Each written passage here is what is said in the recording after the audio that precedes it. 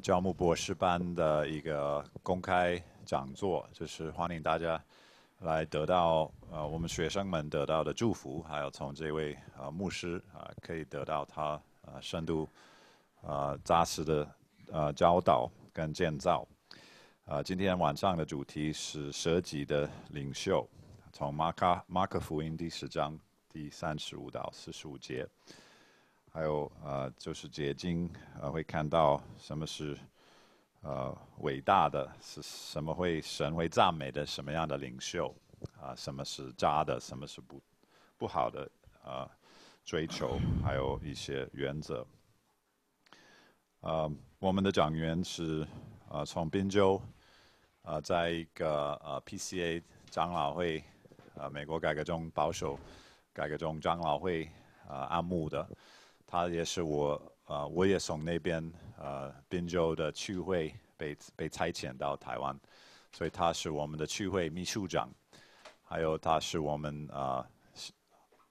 25年多的，就是协助我们家来做宣教士，就是奉献给我们做侍奉。他们教会是大概1200多的会友，还有。他跟我说，大概30几个同工在协助他们的侍奉。他是陪伴牧师，特别是今年他刚开始做这个宣教陪伴牧师，所以他是会带他们的会友到国外，会训练他们开始经历这个大使命还有他自己会去探访他们教会所协助的一些宣教士，所以这次他来到这里探访我们家，还有到大陆有另外一些协助的宣教士，还有在这个周末到日本也会继续探访。所以感谢主他能够整合他的工作跟我们的祝福所以欢迎他来，我们先一起祷告。天父，感谢有今天的荣幸。从你仆人学到这个舍己的领袖，从你话语里面，愿你光照建造我们，为了我们的真的可以学到这个什么是你会赞美，什么是你会渴慕的一个领袖，还有效法基督最谦卑的舍己的领袖。愿你祝福各位祝福讲员，还有祝福詹长老做翻译，交托晚上在你手中，愿你的名得荣耀，愿我们得建造，奉耶稣的名求，阿门。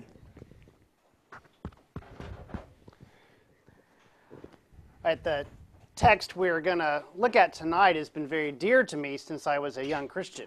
今天晚上我们要看的这个经文对我来讲我还是年轻基督徒的时候，这个经文对我很重要的哈。In fact, when I had only been a believer for about a year, I had the privilege of serving on a weekend retreat for other high school students. 那我刚刚信主没有多久之后呢，我在有一个就是一个退休会里面有服侍哈。And I had a job. I was basically one of 4 young people that were serving the other students in the staff the whole weekend.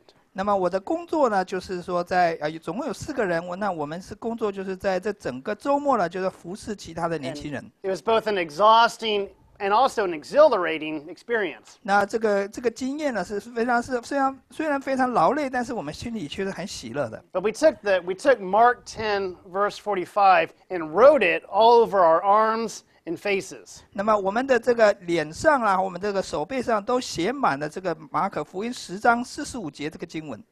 And I believe after Jesus' death and resurrection, these words were deeply impressed upon the minds and hearts of his first disciples. 那当然，这个耶稣基督在死了，然后复活之后呢，这些经文就让这个耶稣的第一批的门徒都非常的印象深刻了。And I pray that these words would be impressed upon each of us as well. 我也祷告说，今天这一段经文也可以深深的刻在你们的心里面。So please read Mark 10 verses 35 to 45. 那我们一起来念马可福音10章35到45节请各位翻到马可福音10章35到45节。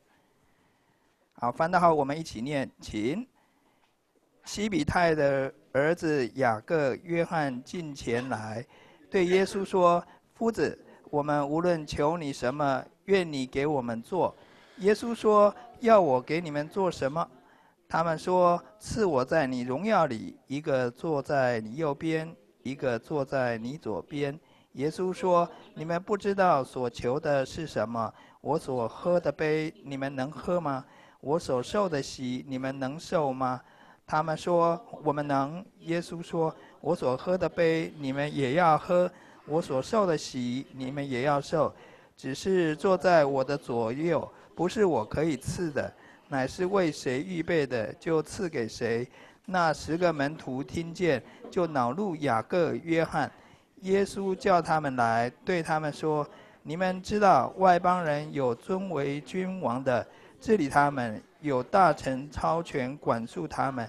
只是坐在你们中间，不是这样。你们中间谁愿为大，就必做你们的用人；在你们中间谁愿为首，就必做众人的仆人。因为人子来，并不是要受人的服侍，乃是要服侍人，要舍命做多人的属价。”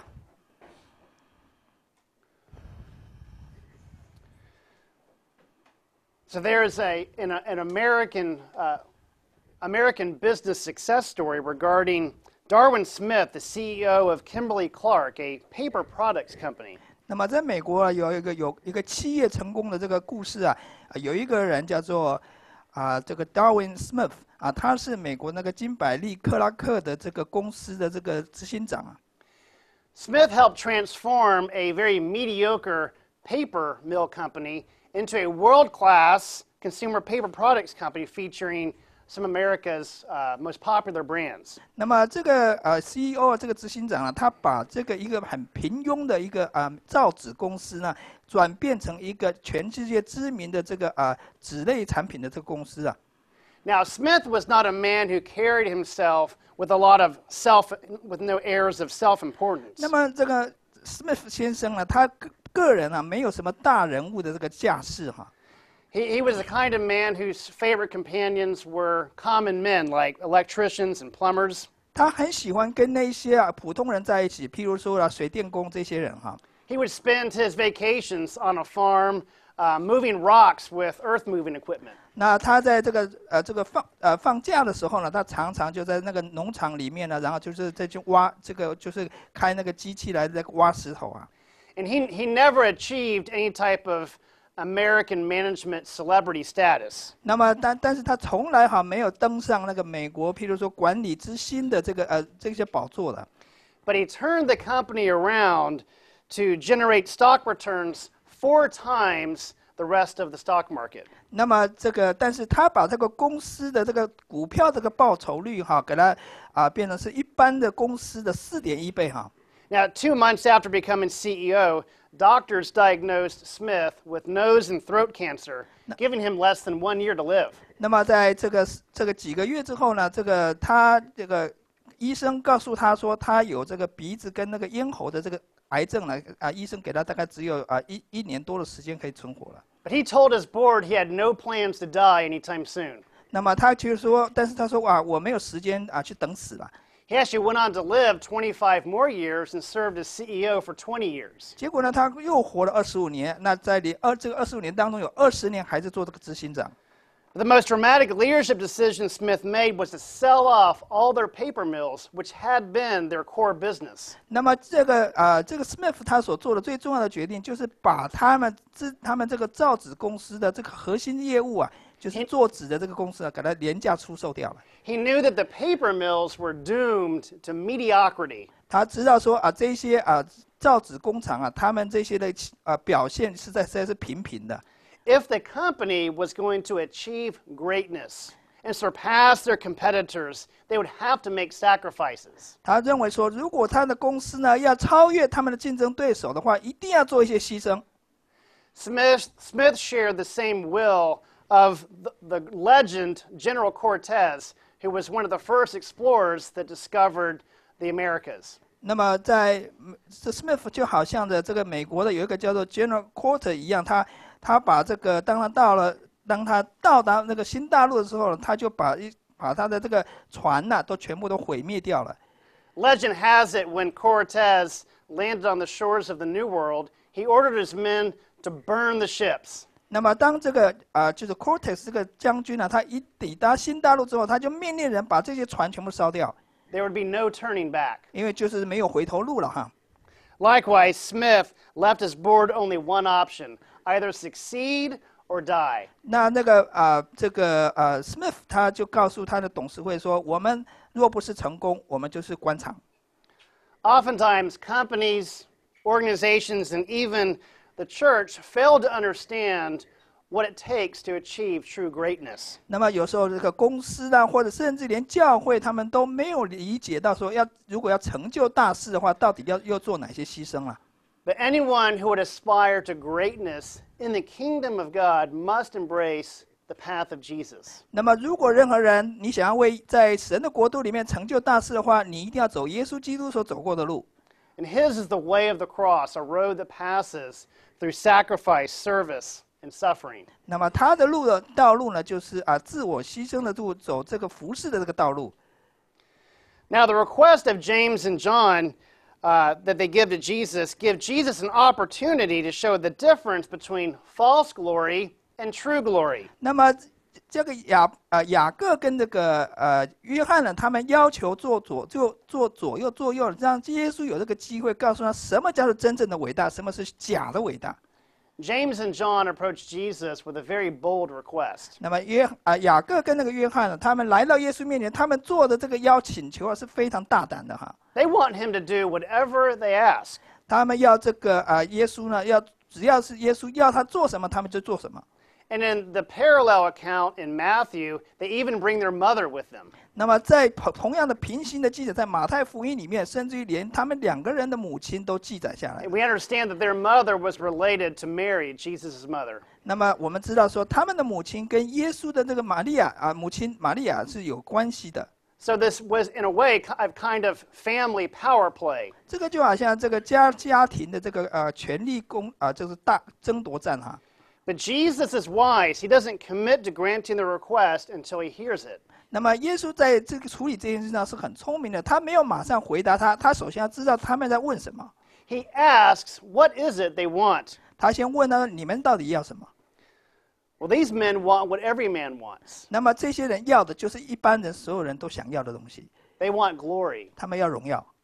These men want prime positions of honor at Jesus' right hand and left hand when he enters his glory. 那么这个他们要说，当耶稣进入他的荣耀的时候，他们要坐在耶稣的左右。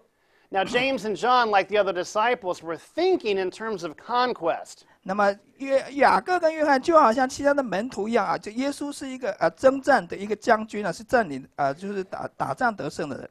They believed Jesus was the Messiah, but they were thinking in terms of a Davidic king. 他们想象耶稣就是那个弥赛亚，但他是大卫后裔做王的那位弥赛亚。 They anticipate Jesus would lead the people into a great revolution to overthrow Roman oppression. 他们希望耶稣带领这个以色列人做一个这个有一个革命，然后把这个罗马帝国给它推翻掉了。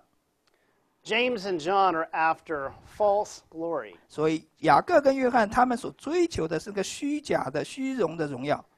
Jesus tells them that they don't know exactly what they're asking. 耶稣告诉他们说：“你们所求的，你们不知道。” They are about to enter on a great epic journey, and they have no idea what to anticipate. 他们准备要进入一个很重要，跟耶稣一起走这一段很重要的路上，他们完全不知道这个路会带他们走到哪里去。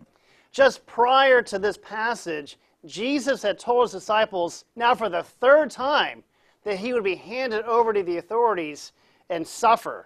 那么在这个记载之前耶稣已第3次告诉这些门徒说，他会被交在这个法利赛人文士的手里，然后会被钉在十字架。 He would be spit on, flogged, and killed. 他会被人家唾沫然后呢然后被杀。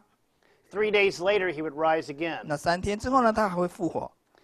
But this message was completely incomprehensible to the disciples. 但是呢，这个门徒却没办法了解耶稣讲的这个信息的意义。It was just as incomprehensible as Jesus' prior message that it was harder for a rich man to enter the kingdom of God than for a camel to pass through the eye of a needle. 那这个信息呢，就跟耶稣前面的另外一个信息说，富人要进天国，就如同这个骆驼要进这个针眼这样一样困难，他们也不懂。And just prior to that, the disciples couldn't understand why Jesus rebuked them for hindering children to come near him. 那更早之前呢，耶稣有斥责他们，就是因为他们禁止孩童来到这个耶稣的面前。And Jesus uses that occasion to explain to them that unless they receive the kingdom of God like a little child, they will never enter it. 那么耶稣就告诉他，除非他们像孩童一样的接受这个神的国度，否则他们是没有办法进入神的国度里面。And just prior to that, Jesus gave them really hard teachings regarding marriage and divorce. 那么更早之前呢，耶稣又给他们一个很难懂的这个信息，就是有关于结婚跟离婚的这个信息。And you recall the earlier time when the disciples were arguing with themselves about who was the greatest. Jesus told them that whoever will be first among them must be last and slave of all. 那在耶稣当门徒在争辩说谁要做大的时候呢，耶稣跟他们讲：你们这要做最大的，就要做最小的。The disciples' vision of glory was tainted with worldly ambitions for power and wealth. 那么这些门徒他们眼中的这个荣耀呢，已经被这个权力跟这些人的就是虚妄的这个荣耀呢玷污了。It is man's glory. 这个就是人所要的荣耀。And man's glory is like the flicker of a candle. 那么人的荣耀就好像那个闪烁的烛光一样。It may burn bright and smell good for a time, but in the end, it disappears into smoke. 那么也许这个烛光可以暂时的燃烧发光，但是它之后会熄灭掉。So Jesus challenges these brothers, asking them if they are able to drink his cup and undergo his baptism. 那么这个耶稣就挑战这两个弟兄啊，就说你们是不是能够喝我的杯，然后呢就是受我的洗呢？ And James and John know there's a cost, but completely underestimate the magnitude of it. 那么这两个弟兄他们知道是有一个代价，但是完全不知道这个代价有多高。Without blinking, they say that they are able. 那结果呢，他们面不改色，就说我们能够。And Jesus assures them that yes, indeed, they will drink his cup and be baptized with affliction. 那么这个耶稣就肯定他们，跟他们确定说，你们是的，你们会喝我的这个杯，你们也会受我的这个洗。At this time, they have little understanding of how much they will suffer. 但这个时候，他们完全不知道他们将来要受的苦是什么。James will be the first of the 12 to be martyred. 那么刚好雅各呢是12个就是被这个殉道者的第一位。And John will be the last surviving member of the 12 left for dead after an attempt on his life. 那么这个约翰呢，就是那个最后这个是被殉道的那个最后的这个那一位哈。Now Jesus is not falsely modest. He does not deny his ambition. 那么耶稣呢，并没有否定他的这个雄心，因为耶稣知道他将来要得荣耀，他没有否定他这个雄心大志的。Jesus fully expects to be seated in glory after he fulfills his Father's mission. 那个耶稣是他是期待的，当他死了复活之后，他会得在天上做荣耀的这宝座的。But Jesus submits to the Father, and he knows that it's the Father's prerogative who it is that will have positions of honor and glory in the kingdom. 那么耶稣顺服天父的这个旨意，他知道说将来在天上，他会在神天父所为了安排的这个位置上。Jesus has realistic expectations of his pathway to glory through the way of the cross. 那么耶稣他对他自己要走这个十字架这个道路，他是很实际的了解的。He is fully prepared to face the trials thrown at him in the form of rejection and betrayal. 他已经完全预备好，将来要被人家拒绝，要被人家背叛他走这条道路了。He will be stripped and scourged. 他会被人家鞭打的。His body will be pierced with nails and thorns as he suffers agony on the cross. 然后他的这个身体会被钉十字架，然后他的这个会戴那个荆棘的冠冕，他会钉在。Sinclair Ferguson says there is no crown without a cross, 那么布克森他是这样讲说，没有十字架就没有冠冕， no glory without suffering, 没有受苦就没有荣耀， no honor without humility. 没有谦卑就没有尊荣。 Jesus shows us the glory of true leadership, triumph through suffering. 那么耶稣让我们看见了神啊，真正的领导人就是透过受苦而得胜。 He told his disciples to consider the cost, to take up their cross and follow him. 那么他要门徒们，你们要思想你们所要付出的代价，你们要就是说背着自己的十字架。 And if we would follow after him, we must be willing to bear the cross. 如果我们要跟随他的话，我们就要愿意背这个十字架。 And we must trust the loving will of our Heavenly Father. 我们要相信信靠神神这个慈爱的天父，他的对我们的旨意。 And that through us, he will bring glory to a suffering Savior. 那么借着借着我们呢，他可以把我们带到这个拯救我们的爱我们的这个救主。 The path to glory is also paved with service. 那么在走这个荣耀的这个道路中，里面是有许多的服事的。 In verses 41 to 44, the Lord distinguishes between false greatness and true greatness. 在41到44节这个耶稣呢，把它分辨出虚假的荣耀跟真正的荣耀。 Now, Mark records that when the other 10 disciples learned what James and John have done, they are indignant. 那么马可福音记载，当其他的10位的门徒听到雅各跟约翰做了这个请求之后，他们非常的愤怒。 That they are angry that these brothers would try to secure positions of honor for themselves. 那么他们非常愤怒说这2个人呢，为了这个保有自己的这个权位呢，就是做出这个举动了。 Their own self-serving pride was inflamed by these brothers' selfish ambition. 那么结果呢，他这2个弟兄他们自己自私的这个野心呢，就也造成其他10个人他们也自私的心也就发生出来了。 Like Cain towards Abel, or Jacob's sons towards their brother Joseph. 就好像该隐对着亚伯在发怒，还有这个约瑟的哥哥们对约瑟在发怒。 A storm of jealousy and resentment is brewing. 那么结果，就酝酿出一个嫉妒的这个风暴啊。 But Jesus wisely steps in and summons the 12 to himself. 那么耶稣在这个时候呢，他非常有智慧的，他就叫这12个门徒过来。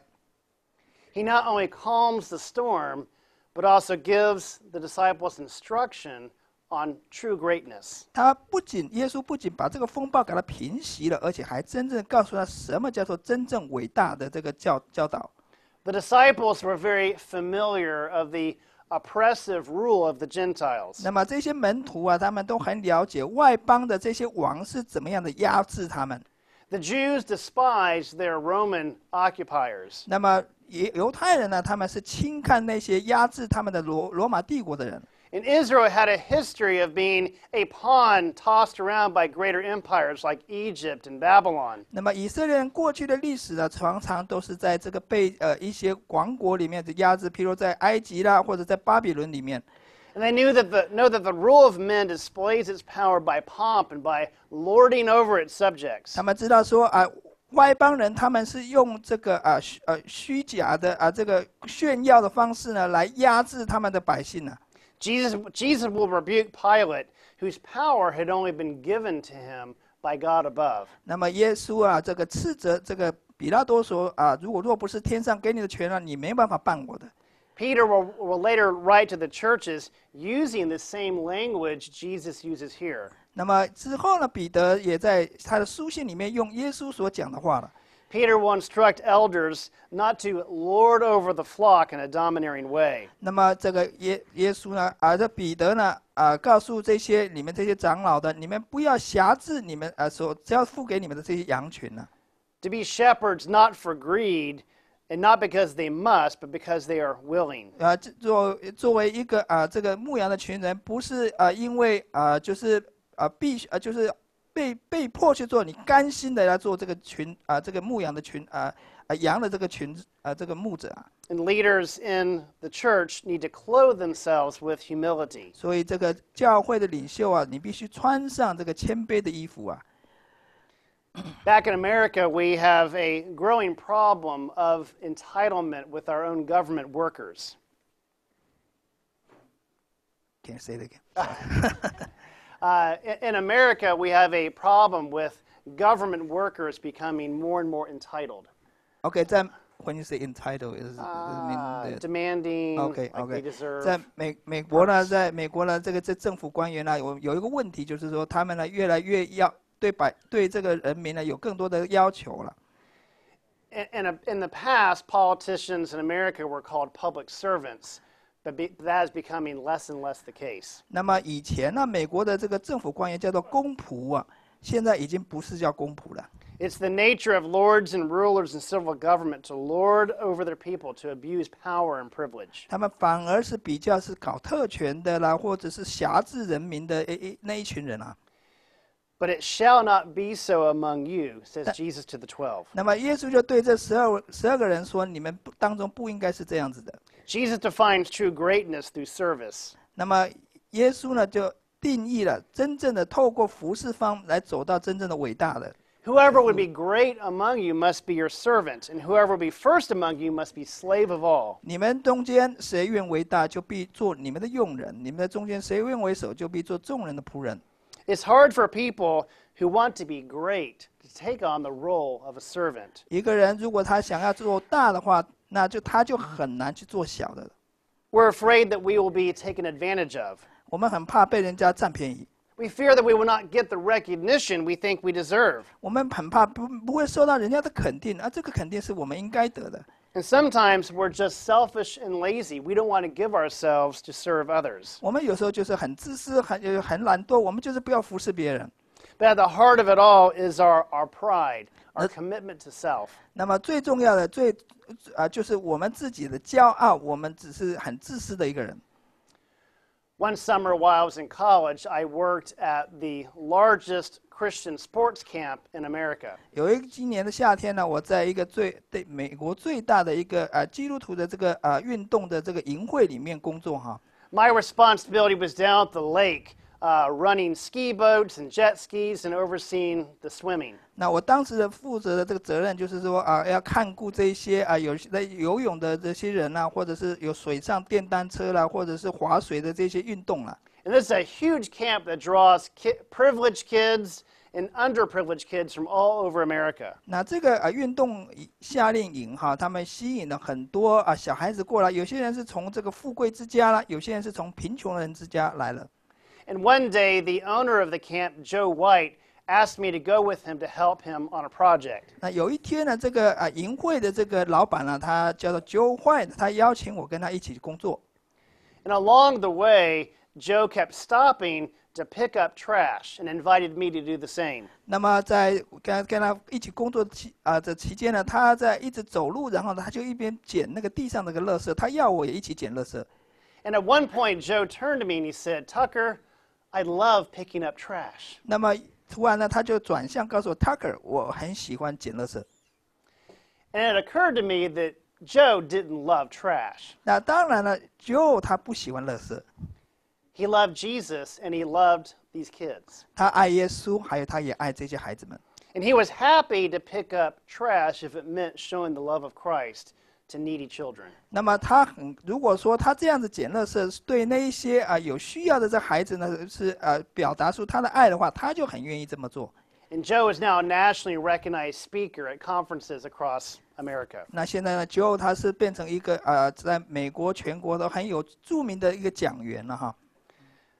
Ferguson says again, true greatness is measured by our service. 那么富格森又讲说，真正的伟大呢，在于他的服事。Not by how high up the ladder we climb, but by how low we are willing to descend to help others. 那么真正的伟大不在于说你爬到多高的职位，而是在于说你愿意下降多低的这个地方。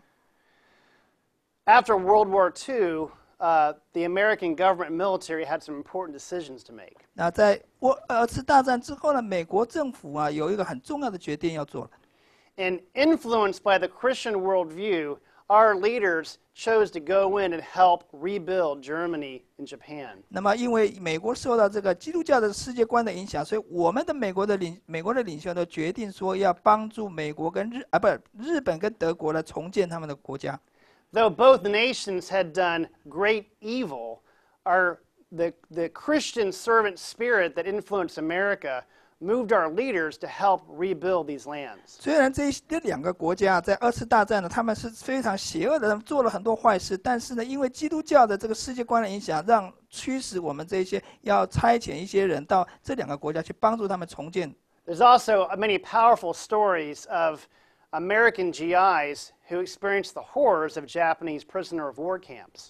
OK， 那么还有一些是美国大兵啊，因为他们在被掳到被日本人抓当俘虏的时候，他们有受到很多的屈辱，还有那个虐待哈。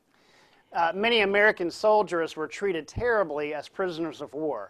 那么当这些美国大兵啊，他们被当过战俘哈，在战俘中受到很不人道的这个对待。And many of our soldiers hated the Japanese. 那么很多美国军人啊，很恨日本人。But then our soldiers saw many Japanese soldiers coming back wounded from battle. 那么结果这些美国大兵看到一些日本的军人啊，在战后之后回来都是受伤的。And they saw how the Japanese completely neglected their own wounded. 那么结果发现，这个日本政府他们好像都忽略了这一些受伤的这个日本军人。And moved with Christian compassion, some of our soldiers began to attend the wounds and the afflictions of the soldiers. 那么结果因为怜悯的关系呢，这些美国大兵呢就去照顾去安慰这些日本的这个受伤的军人。And these Japanese soldiers just could not understand why their enemy would help care and tend their wounds. 那么这些日本军人就是没有办法理解为什么这些美国人要来照顾我们。And some of the Christians in their midst had an opportunity to share the love of Christ. 就在这个当中，有一些基督徒的这个军人呢，就有机会去分享这个耶稣基督的爱。It was actually after World War II that many of our former soldiers started hundreds of missions agencies to send missionaries throughout the world. 那就在2次大战之后呢，在这些基督徒呢，就成立了很多的宣教机构，差遣宣教士到世界各地。After seeing the great need of the world without Christ, they were moved with the heart of Jesus to go and serve people in foreign lands. 他们看见这个世界这么多这么的需要在没有基督他们是多么的需要基督，他们就出去国外去传扬福音了。Jesus is telling us in this passage that anyone can be great. 那么耶稣在这个经文里面告诉我，每个人都可以成就大事的。You do not have to be wealthy or strong. 你不需要是一个很有钱或者是你很强健的人。You don't have to be intelligent or articulate with words. 那你不需要是一个很有智慧的很聪明的，或者是你是很会说很会讲话的人。You could be great if you follow Jesus in the path of service. 如果你就跟随耶稣走服侍的道路的话，你可以成就大事的。In our church, every April, we receive nominations from men that the congregation would like to see nominates for elder or deacon. 那么每年的这个4月份呢，我们教会都会请这个会众提名做一些长老或者执事的这个提名。And our session uses a kind of point system where we rank the men so that we can fill vacancies on our session of elders. 那么我们的堂会呢，用一种就是累积积分的这个方式来来评估说哪些人可以做什么样子的服事。And for my part, I save my points for the men who've demonstrated that they have a servant's heart. 那对我来讲呢，我会把这个点数比较高的点数给那些有就是最愿意做仆人之心的人啊。Who are the men who are first to volunteer to jump in and help, who are not looking to be thanked or praised? 那么如果这些人他每次需要有人帮助，他首先一定是自愿来做，而且他不愿意，就是他不会在意人家对他的称赞的话，这个人会得最高分。Sometimes greatness is measured by success. 那么有时候呢，有些人会用成功来衡量一个人是不是伟大。But sometimes greatness is demonstrated by how we handle failure. 那么有时候呢，一个人的这个伟大，是要用我们在面对失败的时候，我们怎么处理。A couple years ago, one of the greatest American football quarterbacks, Peyton Manning, lost badly in the Super Bowl. 那么在几年以前呢，有一个美国的一个四分卫啊，美式足球的一个四分卫呢，他有一次在一个足球比赛里面呢，他败了。You can imagine after losing such an important game, he did not want to see anybody. 那你可以想象，在这个这么重要的这个比赛里面，他们输了，他真的很不想见任何人。But the story has it that a vendor of the Coliseum asked for his autograph. 那么这里面就有一个故事啊，当时有一个就是卖小贩的人啊，跟他要签名。And Manning gave him his autograph, even though he had nothing to gain by it. 那么结果这个足球四分卫呢，也给他的这个签名啊。Greatness can be demonstrated by how we treat the unimportant. 那么我们要看一个人有多伟大，我们看他怎么对那些不起眼的、不重要的人，我们看他怎么对待这些人。How do we treat people who cannot pay us back? 那么我们怎么对待那些没有办法回报我们的人？ Will we serve when we may not get any recognition? 我们如果说我们没办法得到任何的肯定，你愿意服侍吗？ Will we serve when nobody else is looking? 那没有人在看你在做的时候，你愿意服侍吗？ But know that your Father in heaven sees it. 但是你要知道，你在天上的父在看你。Where we live, there are many refugees coming from nations like Nepal, Burma, and the Congo of Africa. 那么在我们现在所住的地方，有很多从不同国家来的这个难民啊，譬如说尼泊尔啊，或者是缅甸啊，或者其他的国家。And many of these refugees come with large families, and they have great needs. 那么这些人来的时候呢，他们是全家一起来的，所以他们有很大的这个需要的。And if some people from our church have made it a priority to reach out to them, to teach them English, to help them find housing. 那么我们教会里面的人就优先要来照顾这些人，教他们英文，帮助他们去找到住的地方。Some of our men have even purchased houses, fixed them up, and rent them to the refugees at a fair price. 那么有些我们教会的人呢，甚至于就是去买了一些房子呢，然后把它修理好，然后呢用一个合理的价格租给这些难民。Our volunteers have helped them learn how to drive and how to help them to find jobs. 那么我们的这些义工啊，也帮助他们，教他们开车，然后怎么样子找工作。Even one woman in our church has provided foster care to a large family for the last 2 months as the mother recovers from surgery. 那么在就是在过去这2个月当中，有一位母亲呢，她因为有一个难民的家庭的家人，因为有这个手术的关系，那所以她就义务的去照顾那个家庭的小孩子。And we have a daughter church who has taken up the same ministry. 那么我们还有一个这个另外的一个跟我们有相关的一个教会呢，他们也是有这样子的服事哈。And about 2 years ago, the secular leaders in our city gave recognition to our church and our daughter church for its service to the refugees. 那么这个在2 years ago, right? Yeah. OK， 在2年之前呢，有新闻就有一个政府的官员呢，就因为我们教会还有跟我们相关的那个教会所做的事情，就肯定了我们教会的这个就是功劳了。Our volunteers weren't looking for recognition, but it became a great witness to the city of Lancaster. 那么我们的这个志工啊，他们并没有想到要受肯定，结果就是说他就有人就肯定他们了。Jesus demonstrates a very important leadership principle that leaders don't just tell their followers what to do, they show them how to do it. 那么耶稣呢，就告诉他的门徒一个很重要做领袖的原则做领袖的不是嘴巴说说而已，你还要亲自的示范。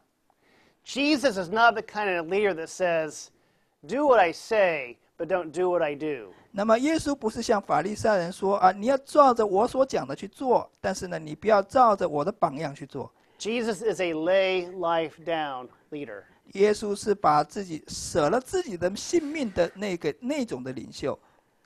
False leaders crawl their way to the top by climbing over others. 那么这个假的这个领袖呢，他们会站在人那个肩膀上呢就是利用人来去爬到高位。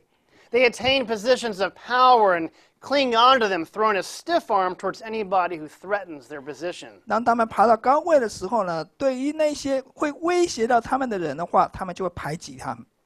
False leaders use lying and deception to get their way and only acknowledge it later if it's politically advantageous to do so. 那么这些假的领袖，他们会说谎，然后达到他们的位置，万一之后被人家发觉了他们这个虚假之后，他们才愿意承认自己的错误。False leaders make excuses for themselves and blame others for problems. 那么假的领袖呢，他们会为自己编出许多借口，然后呢，把这个都怪罪到别人。They fail to take responsibilities for the challenges they face. 那么当面对这个挑战的时候呢，他们不愿意承担这个责任啊。False leaders feel entitled to their positions of power and privileges. 那么这个虚假的领袖认为他们有这个权利去得到这些这个权利的。They don't know how or when to leave office. 他们不知道要怎么样子就是要离开他们这个权位哈。They are consumed with their own glory and reputation rather than God's glory and the good of others. 他们非常迷恋自己的这个权位、这个名声啊，而不是神的荣耀。False leaders are committed to self-protection and self-provision. 那么假的领袖呢，他们非常注意到如何保护自己，还有如何的供应自己的需要。They insist that others make sacrifices for them. 他们坚持其他人要为他们牺牲。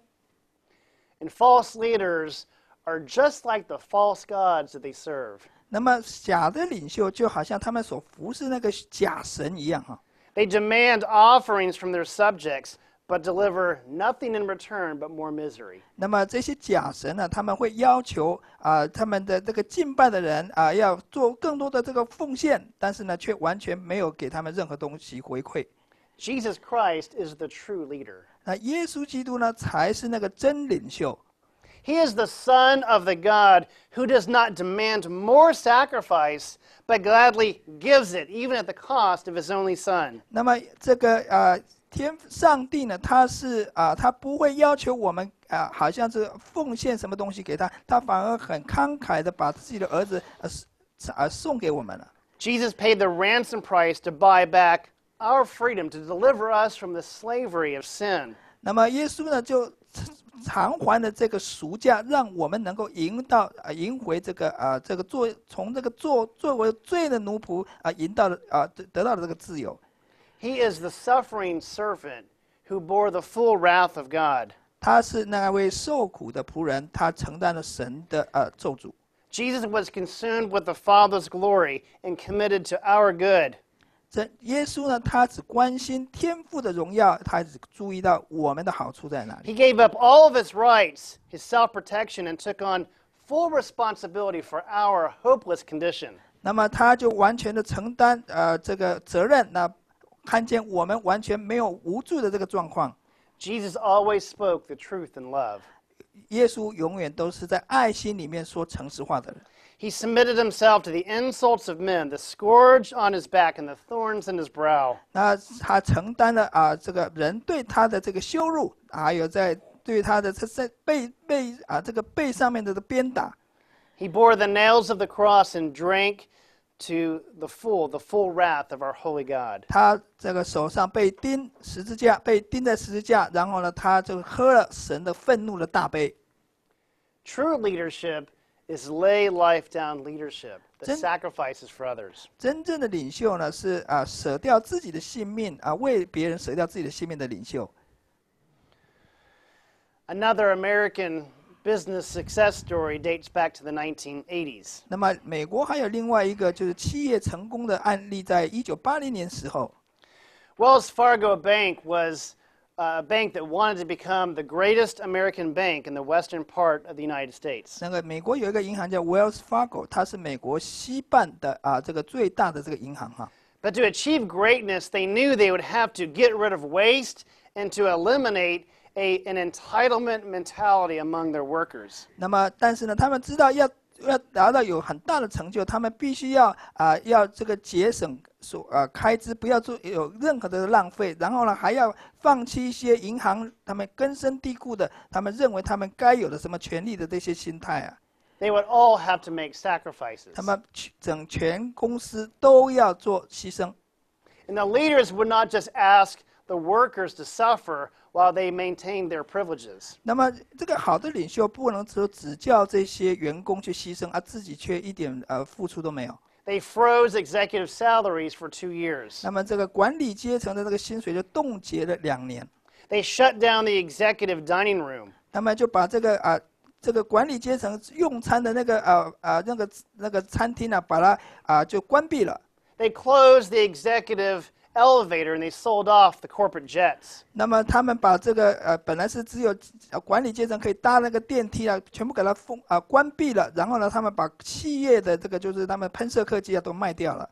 They sat around at board meetings in beat up old second-hand armchairs. 那么他们这个在这个开会的时候，他们所坐的椅子都是修补补的这个椅子了。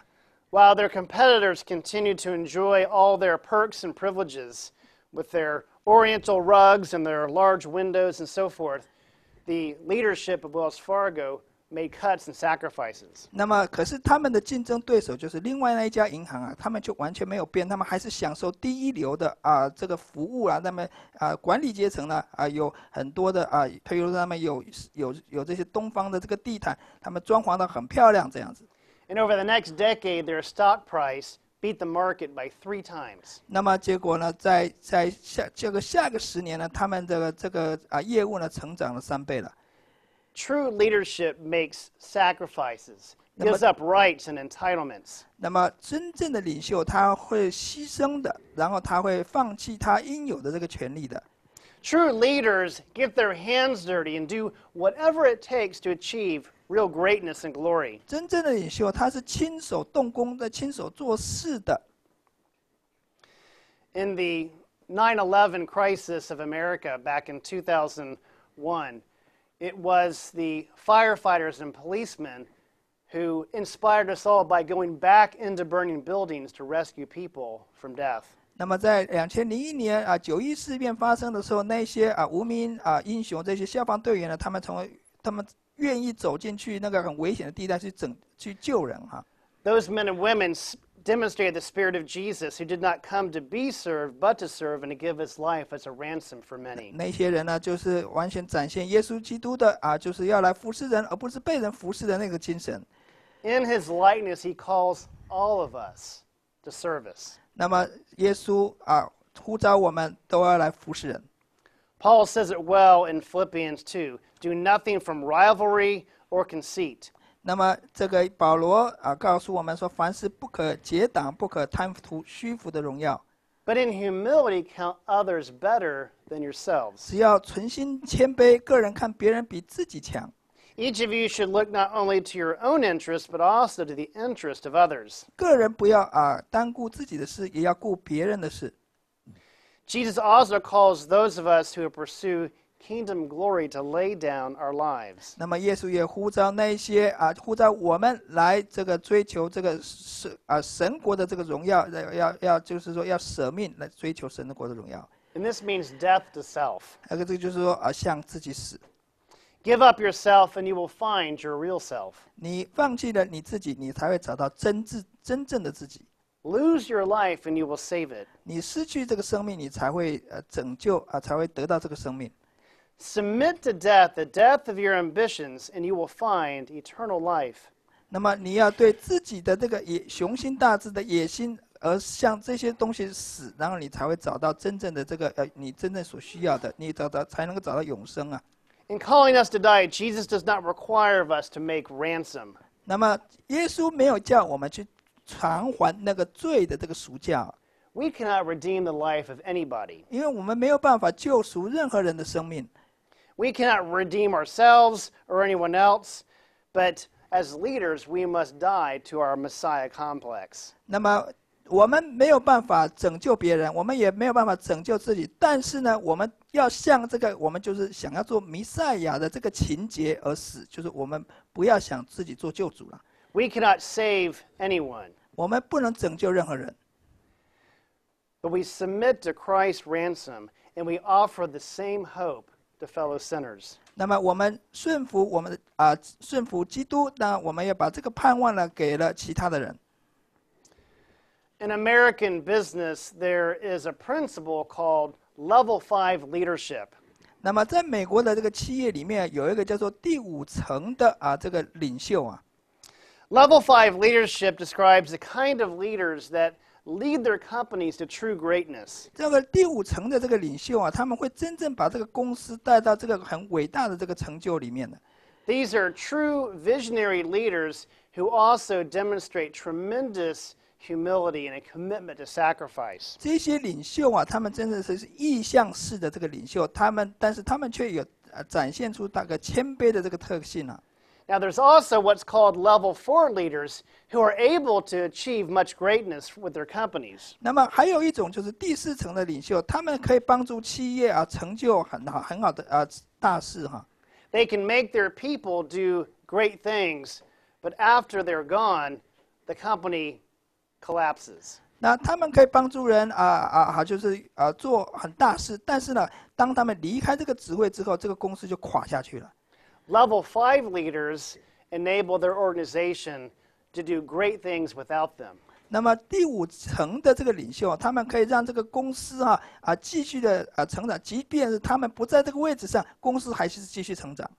Jesus told his disciples that they would do even greater things after he was gone. 那个耶稣告诉那门徒说：“你们所做事要比我做的还要大。” The men didn't believe it and didn't understand why, but after the resurrection and the gift of the Holy Spirit, they spread the gospel throughout the world. 当时门徒们没有办法理解耶稣为什么会这么讲，可是当耶稣复活之后这个在五旬节圣灵降临之后，他发现门徒所做的事情更大。 In his lifetime, Jesus probably only interacted with about 20 or 30,000 people. 那耶稣一生里面大概他所有跟人有互动的人，大概不到2万到3万人。 He poured himself into 12 men. 他把自己完全的投资在那个12个人身上。 We have modern day evangelists who probably have preached to more people in one rally than Jesus met in his entire 在 lifetime. 我们现今的这宣教士，有时候他一个讲道，可能讲道的这个人数都超过耶稣当时所影响的人呢。 And yet Jesus launched the greatest movement in the history of the world by pouring himself into 12 men. 但是呢，耶稣呢，他在这个历史上面所做的事情却是最大的，他只不过是把他的生命呢投资在那12个人的生命里面。 Perhaps the greatest of our American presidents was Abraham Lincoln. 在美国历史里面最伟大的这个总统就是林肯。 Abraham Lincoln was a true level 5 leader. 那么林肯呢，是真正的那个第5层的这个领袖。 He was intelligent, he was articulate, he had great wit, and he had great integrity. 那么林肯呢，他很聪明，那他又很会辩论演讲啊。 He had a tremendously strong will paired with an uncommon humility. 那么他有很坚强的意志，但是他却这个就是很不寻常的这种谦卑的这个个性哈。 Most leaders, when they arrive at a position of leadership, surround themselves with their friends and those who are going to agree with them. 那么多数的领袖达到高位之后呢，他们的周遭都是一些狐群狗党，就是要希望这个巴结他的人。 Abraham Lincoln filled his cabinet with most of his political opponents. 结果呢，林肯呢，他的那个职就是这个怎么 cabinet， 就是他的阁员哈，他的阁员都是那一些反对他的人。 And many of these men thought that they would be able to control Lincoln and influence him to attain true power. 那么这些人当中，很多人都以为他们可以控制林肯，然后呢达到他们要的目标哈。 But they were all proven wrong. 结果他们都错了。 Abraham Lincoln would take all of their opinions, all of their input, and he would craft the vision and direction for the good of our country. 那么林肯呢会使用他们的所提供的意见，然后就设计为这个国家设计了一个美好的蓝图。 And as his rivals began to see his courage, his resolve, and his leadership through our Civil War, they grew to love him. 那么当他这些本来是反对他的人看见他在这个美国内战的期间他的勇气啦，还有他的这个智慧呢，结果呢他们反而就慢慢的喜欢他，就接受他了。Lincoln demonstrated the kind of leadership that embodied both personal humility and professional will. 那么林肯所体现出来的就是一个个人的这个谦卑，还有这个专业的这个意志哈。Level 5 leaders are greatly ambitious, but not for themselves, but for the success of their organization. 那么第5层的领袖他们是充满着这个雄心大志的，但是不是为了自己，而是为了这个企业组织的成功。Level 5 leaders set up their successors for even greater success in the next generation. 那么第5层的这个领袖呢，他甚至可以让他接替的这个领袖达到更高的成就。Level 5 leaders are fanatically driven to produce results. 那么第5层的领袖呢，他们积极的要追求有好的这个成果。They're like a plow horse, not a show horse. 他们好像就是那个犁田的这个马，就专门做苦工的，他们不是那个用来展示的马，什么事都不能做的。These leaders give credit for success to others while taking full responsibility for failings. 这些领袖呢，他们会把这个成功呢，这个荣耀呢归给其他人。可是如果有错有问题的时候，他们会把责任承揽在自己身上。And Jesus Christ is the greatest Level 5 leader the world has ever seen. 那么耶稣基督呢，就是我们在全世界上我们所看见的最伟大的那个第5层的这个领袖。He achieved true greatness and glory through the path of service, suffering, and sacrifice. 那么他这个成就了这个真正的伟大，然后他走过服侍的自我牺牲的这条道路。And Jesus was not begrudging in his call to service. 那么耶稣呢，在接受他的呼召来服侍的时候，他并没有在这边埋怨了。The book of Hebrews says that it was for the joy set before him that he endured the cross and scorned its shame. 那么这个希伯来书讲到说，看了这个他将来要这个荣耀，他就忍耐这一切的这个痛苦了。And just hours before his arrest, Jesus said to his disciples, I have told these things to you so that my joy may be in you. 那么在耶稣基督要受苦几个小时之前，耶稣就把这些事情告诉了门徒，所以他的喜乐这个得以满足。Jesus invites those of us who want greatness and glory to follow in his likeness. 那么耶稣邀请我们如果我们要像他想要学习他这个样式的人来追随他。And may God give us vision and wisdom and great resolve to follow him, to take up his cross and pursue true greatness and glory. 但愿神给我们这样子的这个决心呢，也愿意来走耶稣基督要我们走的这条道路。Amen. Amen。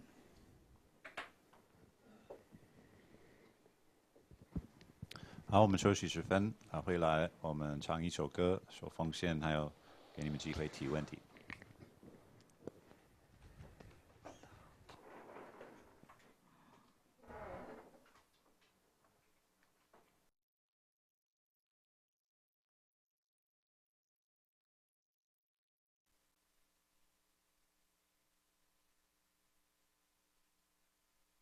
的荣耀，还可以参与的荣幸，还有愿你祝福各位在你国度当中的服事，不管是有名的或是很小的，没人看见的，做你的仆人，我也知道，你做看顾，你都知道我们所服事的，交托在你手中，还有愿你受我们所服事的，为了建造你的国度，用我们所有的财物，所有的恩赐，所有合作的，在教会的跟福音机构的跟神学院的，还有其他机会来发展你的国度。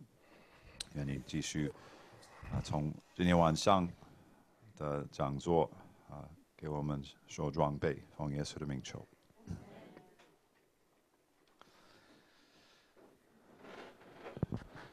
好，couple of questions. You guys, 你们现在可以预备，这里有一些记讲纸，可以记下来你的问题，或是可以用口来说，来问。I wonder if you could give us maybe a case study like this and respond to your talk. Some pastors feel that sacrifice means 7 days a week, 24/7 on call, no day of rest. Serve the Lord, that's what it means to sacrifice and put down your life and die. Yeah. Wonder if you could respond to that sort of mentality compared to your text that you dealt with. What does sacrifice look like as a pastor on a week-to-week basis? And how does that balance with other things? 请他分享说，可能有一些牧师们可能自己决定，或是教会邀请他们，就是7天24小时就要服侍教会要舍己，就是为了发展神的国。其他的可能责任没有注意，或若有家庭或怎么样。所以给他机会分享说，什么是一个礼拜在牧会当中这个舍己看起来如何？ Yeah, that's a great question, a great case. Certainly pastors and ministry leaders are called to work hard, to make sacrifices, to lay their lives down for the sheep. 当然，这个是所有的牧师呢，我们都会呼召我们要做奉献、牺牲，要为了这个群羊而舍命。But as I think about what under the level 5 leadership idea, in order to help a people go on to do great things without you, I'm not sure working 7 days a week and all the time is necessarily preparing anybody to do great things without you. If anything, they're going to be helpless without you. 那么在我刚刚讲的这个第5层的这个领袖就是说这个层的领袖会让这个企业或者组织如果没有这个领袖不在的时候，他也能够正常顺利的这个运作。那我不晓得说，如果一个牧师7天每天24小时这样的工作，那你要怎么样有这个机会让你这个教会那个有你不在的时候可以，然后教会它可以继续的运作下去。And part of true greatness is helping others to be great. 那么这个你一个人伟大之处的一个部分就是你帮助别人也伟大。And I'm afraid that by any ministry leader, by just giving himself, long days all throughout the week, is probably being used by people more than he is faithfully serving them. 我觉得如果一个人一天24小时，然后1周都没有休息在工作，他可能比较像是被人利用而不是真正的在服侍But the ministry leader is called to make sacrifices, but the people are also called to make sacrifices. 那么这个牧师当然被呼召是要做奉献牺牲的，但是呢，会众也是被呼召要来做牺牲奉献的。I believe that a man who puts all of his time into his ministry to the neglect of his family, his wife and children, I believe is committing a serious failure.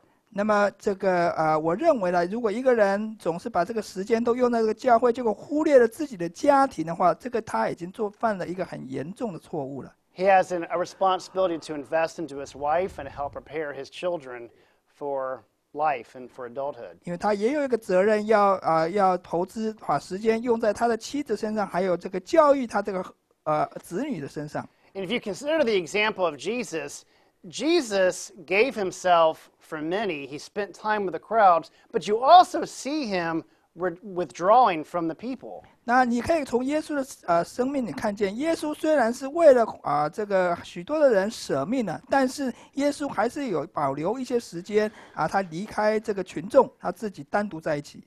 we see Jesus withdrawing from the crowds to lonely places to pray. 那么我们看见耶稣呢，他离开了群众，他孤单一个人在那边祷告。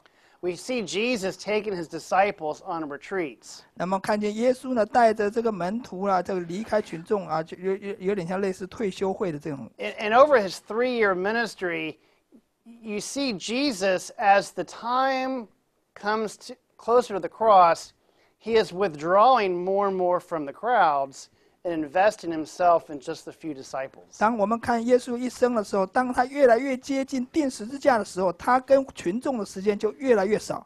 Approximately a third of the gospel material is focused on just the last week or so of Jesus' life and ministry. 在这个福音书里面，大概有1/3的篇幅在讲到耶稣最后一周的这个生活的。And I think Jesus demonstrates for us healthy boundaries in life and ministry. 那么，其实耶稣给我们看见了，就是说你在工作服事跟你的生活上面的一个很健康的这个界限在哪里。Jesus left plenty of ministry to be done after he was gone. 那么耶稣事实上把这个很多这个事工留下来给这个门徒去做，就他升天之后才让门徒去做的。And if we proceed in our ministry as though it's all up to us, that we have to do it all, or if we let other people expect that of us, I don't think that's actually pleasing to God. 那么如果我们在想说所有的工作都要自己来做，或者是说让别人都把这个所有的别人要求我们做所有事情，我不认为这样子是蒙神喜悦的。There can actually be a problem in ministry where we can make an idolatry of finding our whole identity in our ministry and our need to be needed. 那么有时候呢，这个牧师他如果说觉得说，这个教会呢，他是教会所有的希望，那教会每个人都这个是需要他，那这个牧师就把自己变成偶像了。So the faithful gospel minister and his family will certainly have to make many sacrifices. 当然了，这个很忠心的这个福音的这个仆人，他当然会做牺牲了。But I do believe it's right and biblical to take rest, to have boundaries, and to know your limits. 那么我相信呢，在我们要有一些界限呢，有时候要做一些限制，这个是这个是合理的，这个也是合圣经的。Follow up on that relation to gifts and also in relation to contracts that churches often give a specific contract with a job description that is related to a certain kind of responsibility. Does it sacrifice? How does that fit with job descriptions and with gifts? Any other comments? 所以可能有一些教会会给一些评书，所以这个就是给牧师或是同工一些范围，他要服侍的对象，或是他要做什么样的事工。设计跟这个评书有什么关系？设计跟恩赐有什么关系？ You mean by gifts like compensation and no. Or spiritual gifts. Oh, okay. Yeah. Yeah. Well, we look to Scripture to know that. In summary, gospel ministers are called to study, pray, and meet with people. 那么总结来看牧师的他的职责就是祷告这个神的话语，还有就是说要去就是要去就是与人接触了哈。When the first apostles were overwhelmed with the needs of ministry, they delegated that ministry and they created the office of deacon. 那么当这个在初代教会使徒当初他们呢，因为这个人数增多了，结果工作重量很大，所以他们就成立就是设立了这个执事，把这个工作分派给执事去做。And the apostles dedicated themselves to prayer and to the ministry of the word. 那么这个这个使徒就把这个就专心的在祈祷还有这个传道了。So the gospel minister primarily needs to be one who can handle the word of God, who can communicate it, and guard the deposit, as Paul says to Timothy.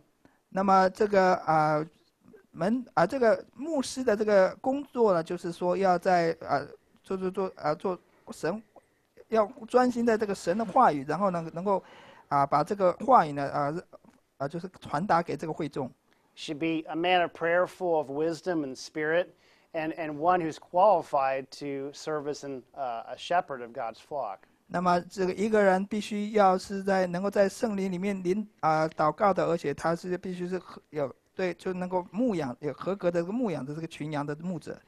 So any job description for a pastor really should be centered around around what the guidelines that Scripture gives, and to be very clear that Ephesians 4 says that the leaders are to equip the saints for the ministry. 那么这个牧师的他的那个责任他的职掌应该是要按照圣经的原则来制定的以弗所书4章有讲说这个神的这个仆人他必须要装备这个会众来继续做神的工作。So it's wrong to expect that the pastor is doing all the ministry. 所以呢，如果你期望牧师呢做所有的事工的话，这是错的。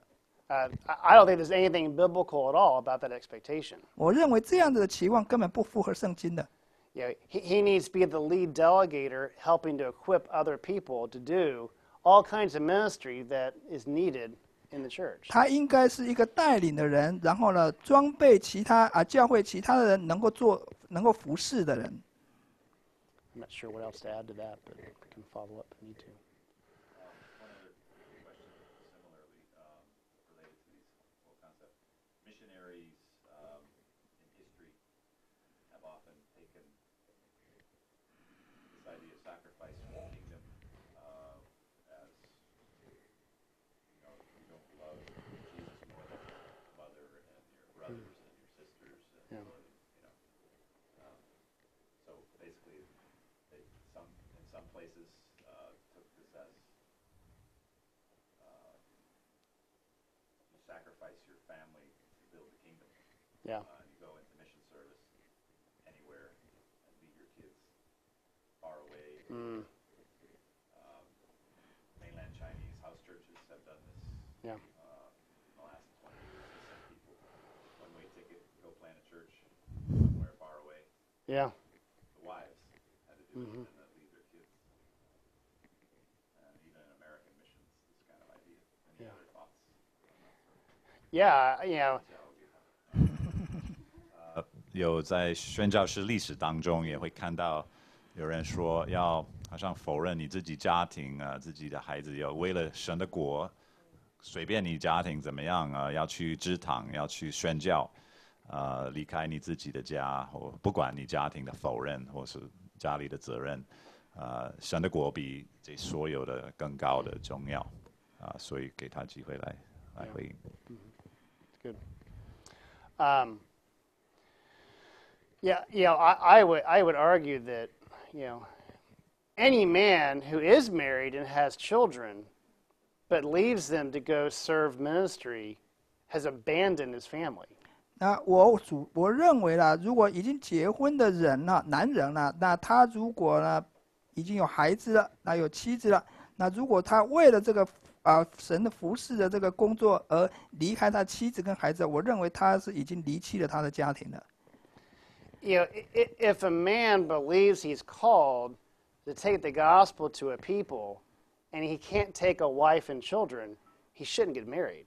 那么，如果一个人被呼召，他要去把这个福音带到另外一个民族他如果有这样的呼召，他不应该结婚的。But if he already is married and has children, then that's his calling. That's his calling. That's his calling. If he is already married and has children, then that is a primary calling. Understand. OK. 如果这个男人他这弟兄已经结婚了，也有孩子的话，那家庭就是你的呼召了。And a man, marriage is a calling. Parenting and fatherhood is a calling. 这个做婚姻还有做父母亲，这也都是呼召。And the Bible takes that responsibility very seriously. 而且圣经把这样子的责任圣经非常看重这个责任的。And God does not call us to abandon one calling in pursuit of another calling. 神并没有呼召我们要放弃一个呼召，为了追随另外一个呼召而放弃原先的呼召。Now, there are many ways a man with a wife and children can go serve sacrificially for the sake of the kingdom. 那么事实上，要一个人一个弟兄呢，他可以跟着家庭一起为了神的国度而做牺牲的方法是有很多种的。But he has an obligation, and he will stand before God on the day of judgment to be held accountable with what he has done as he proved himself faithful in his various callings. 所以有一天到了审判台那一天呢，他必须要向神交账。神对他的呼召是这样子，那你做了什么？你是不是有忠心于你的呼召？ Now, regarding missionaries, leaving for the foreign field,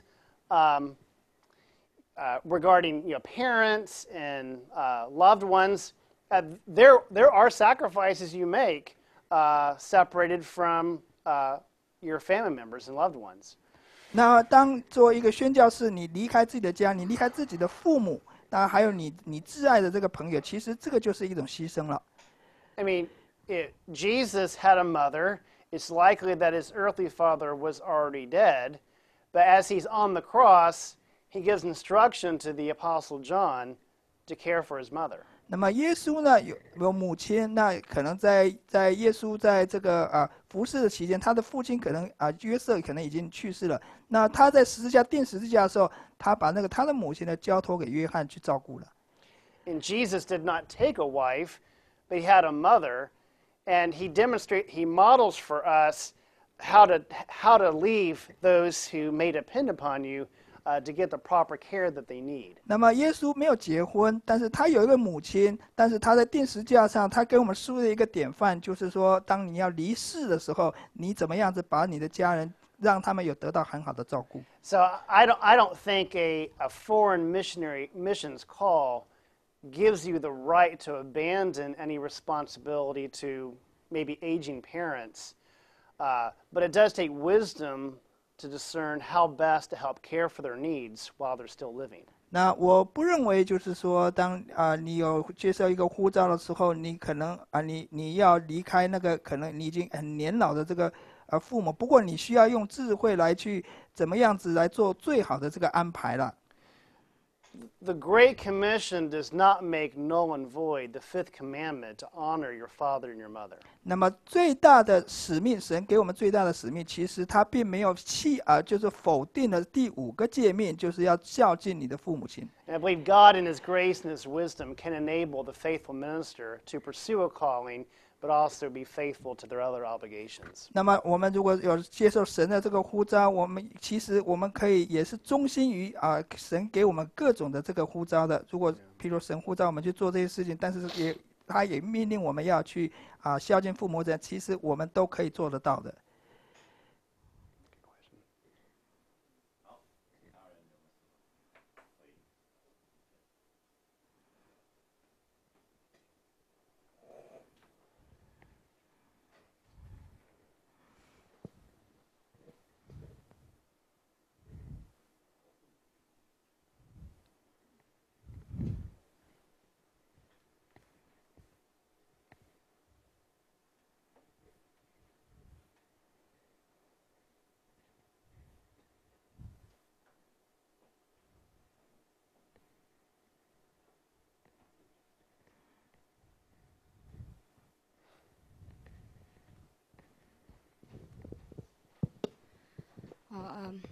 I want to ask that our ultimate goals are just spread the gospel, and sometimes it's easier to work on it as a long-term perspective, long-term way. But what would you suggest if it's from a short-term perspective, say like within a year or even less than 6 months, or even shorter, like a short-term missionary to go abroad to spread the gospel? What's the priority things or sacrifice we could do in a church? Yeah, good question. Did you want to repeat? OK， 你要不要自己回答翻译？就是我们最终的使命就是传福音，但是有的时候可能从比起短期的角度来看，可能做长远的计划反而会更容易一些。所以我想问老师有没有针对一些比较短期的事工，有哪一些我们可以在教会里面做？或者说是短宣的时候，可能更短的时间，几个星期或几个月，有什么哪一些事工我们可以优先考虑去做的？好。Yeah, oftentimes, short-term service and calling is oftentimes opportunities to prepare for longer-term opportunities. 有时候这些短期的短期的这个宣教或者事工啊，其实为了长期的这个宣教事工做预备的。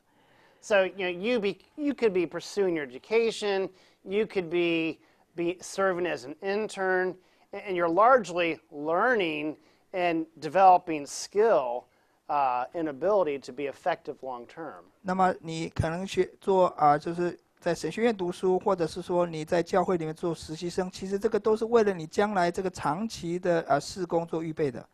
And so, for a young person who's sacrificing time and energy in the short term, you could be doing other things, pursuing career and vocation. But if you're preparing and training for ministry, it's a time to learn, it's a time to grow, it's a time to gain skill and insight on how to be an effective servant of the gospel. 那如果是你是年轻人，那当然你可以就是说譬如在神学教育方面训练自己，同时又可以在找工作但是如果说你来到神学院读书的话，那这个是你一个成长的，你教育自己的一个机会了。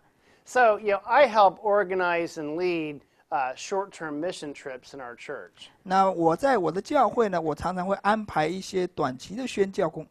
And most of these trips are only 1 or 2 weeks in length.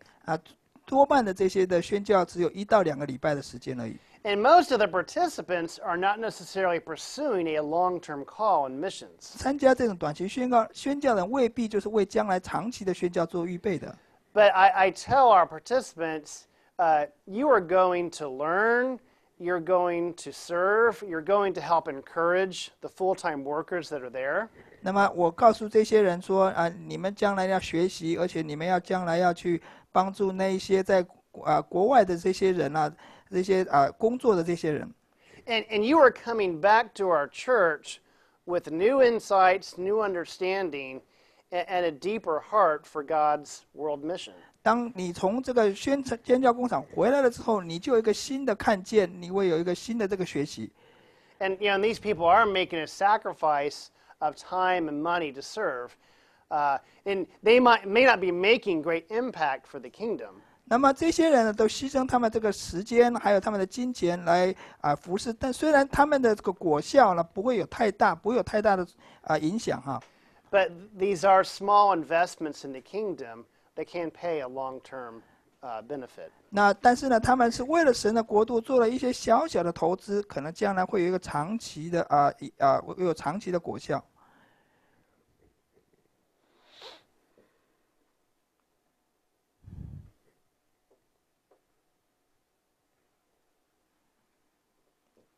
那里有一位。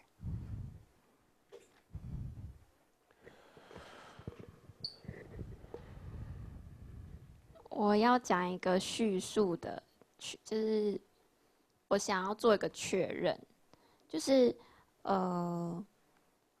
我们在看领袖这个字，或是领导这个字，常常已经在世界的框架下框住，可能他是一个高阶的职位，他是一个有影响的人，可是在于这样子的一个前提之下，会不会很容易让人是被这个字去吸引，说我要怎么样成为一个领袖，或是我要怎么成为一个领导？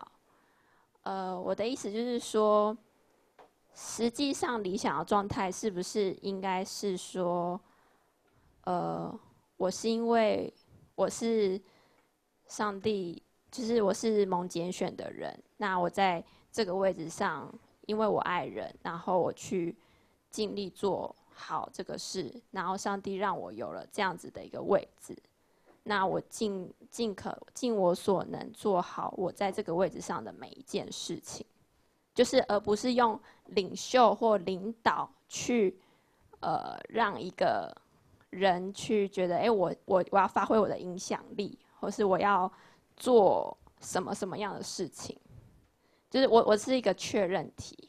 确认题就是确认领袖的定义是这样。对，或是我应该要怎么去看待领袖， Okay. 而不是好像他是一个在世界框架下他是一个有影响力的人，或是他是一个好像要一个很高的位置的这样子一个人。Okay. By definition, leaders give the idea of being influential and being in the top levels, and this kind of will give people some kind of impression that being a leaders, you are somewhat different from others. And but what can we think of ourselves as like we are just elected by God, and we just are called to love other people?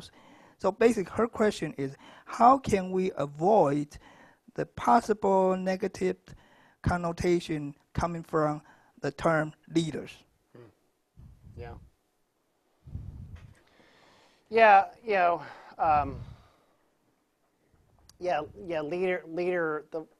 The term or role of leader can have negative connotations of power or privilege or kind of a worldly honor.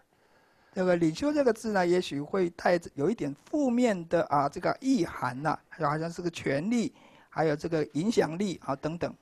And I think in this passage, Jesus really turns that on its head. He actually tries to help his disciples to defeat that very thing. 事实上，在我们念的这个经文里面，耶稣事实上要把这个观念翻转过来。你看耶稣他把这个领袖的定义他转过来了。Yeah, and Peter, I think, does the same thing in 1 Peter 5 when he's calling elders in the church to be shepherds of God's flock. 那么彼得也是一样他在他的书信里面讲说，你们这些做牧长的人事实上你们应该做群羊的牧者了。There's really nothing glamorous about being a shepherd. 因为是做牧羊人，没有什么好荣耀的啦。But Jesus is the chief shepherd. 那么耶稣是那位大牧长。So yeah, I think what she's also saying is we need to be careful not to put our church leaders. In America, we call it putting them up on a pedestal. We say pedestal. Like they're above everybody else. OK， 我们在美国有时候我们一听到这个领袖，会把这个领袖好像把他们的位置提高他们的位置了。We do believe in what's called the priesthood of all believers. 那么我们相信呢，就是说所有的信徒的他们是信徒这个祭司啊。All God's people are called to be ministers and servants of the cross. 那么每一个神的百姓呢，都被呼召要做神的仆人啊。But some are gifted to handle the word and called to more effectively equip others for service. 那么有些人呢，他们有这个就是说有这个神话语的了解神话语的这个恩赐，所以呢，神呼召他们去装备其他人了解这个神的话。Yeah. So yeah, we need to be careful. I mean, we want to honor and respect our leaders. But not make so much of them that we don't allow them to be human, and that we discount the contributions that other people make. 那么当然我们要尊敬在教会的这个领袖，但是我们不要就是过度的高抬他们，而把他们好像把他们就是变成跟我们一般人不一样的人，而却忽略了一般人其他的人所做的这个贡献呢。And any minister also needs to not let the people make of him more than he is as a mere man. 牧师呢也要特别的留意不要让别人看他自己过于所当看的。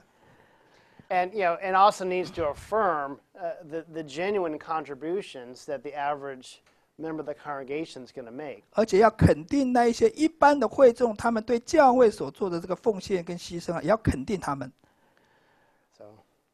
这样子回答。 Hopefully that addresses the question. I don't. Yeah. Okay.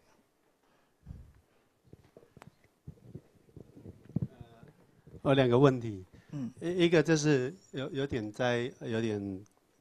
follow 那个叶牧师的问题，就是在路加福音18章29到30节，那个地方主耶稣是说：“我实在告诉你们，人为神的国撇下房屋或是妻子、弟兄、父母、儿女，没有在今世不得百倍，在来世不得永生的。”那有些人就说：“你看主耶稣这样说的所以。”这样看起来，我为神的国牺牲应该是蛮不错的，所以而且就是说怎么看待这个经文这样？路加福音18章。18章29、30节。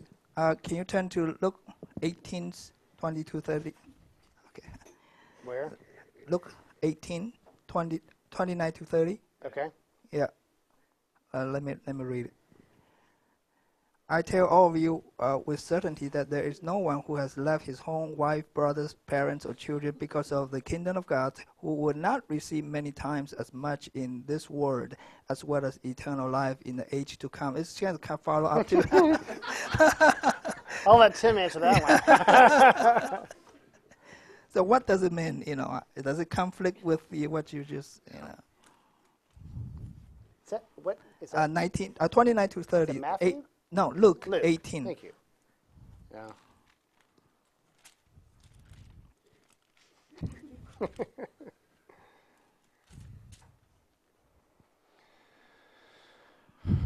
Where is this? In the rich young ruler? Wait, Luke 18. 29 to 30. Oh, 20. Okay. Yeah, 29 to 30. Yeah. Yeah, perhaps the context there, why does Jesus tell the rich young ruler that he should go sell all of his possessions and give everything to the poor? 那你要看这段经文的上下文为什么神告诉这个年轻的这个官要把这个家产全部卖掉？ Is Jesus requiring all of us to make a vow of poverty? 那么耶稣是不是要求我们要做一个甘愿贫穷的这个誓言呢？ We are called to give sacrificially, but the Bible does not condemn people for having wealth. 那么当然我们被神呼召我们，有时候要有这个愿意奉献牺牲的这个把这个金钱奉献出来，但是圣经并没有就是说定那些没有因为说人有财富而定他们的罪的。 It's likely that Jesus is confronting this young man's idolatry that he's built. He's a good man. He obeys the law, but he's blind to his own covetous desires and dependency on wealth. 那也许耶稣在这边这个经文里面是要这个让这个年轻的这个官看见他自己里面的这个偶像，因为贪财，他不愿意放弃这个他的财富，那要把这个偶像给他去除掉。 And Jesus goes on to say another very hard thing. That's easier for a camel to go through the eye of a needle than for a rich person into the kingdom of God. 那么耶稣又继续讲说这个有另外一个比较难懂的话，就是富人要进天国是难的，那比那个骆驼穿过针眼还要困难。